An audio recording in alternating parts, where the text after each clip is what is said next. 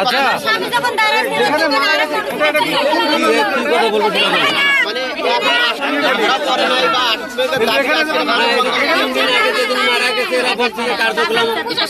বিচার করলো না 3 দিন প্রশাসন কেন বিচার করলো না 3 দিন হয়ে গেছে আমরা বিচার পাই নাই আমরা বিচার চাই এটার প্রশাসন কেন আমাদের কাছে ঘুষ চাইলো প্রশাসন কেন টাকা চাইলো প্রশাসন বিচার কেন করলো না 3 দিন হয়ে গেছে তেল খরচের টাকা আমাদের দিতে হবে আমরা যদি সব ব্যবস্থা করি তাহলে ওনাদের বিচার দিতে হবে আমরা সবাইকে চাই এখানে আমরা সবাইকে দেখতে চাই আমরা এটা বিচার চাই কে আমাদের এত বড় ক্ষতি করলো আমরা এটা বিচার চাই আমার স্বামী কি দেখাই যে আসলে সাইডের রাস্তায় কিন্তু বন্ধ আছে এখানে শত শত গাড়ি এখানে আটকে পড়েছে তার কারণ হলো এনারা চাচ্ছে যাতে যেই অ্যাক্সিডেন্ট করে যেই ড্রাইভার পালিয়ে গেছে সেই ড্রাইভারকে যাতে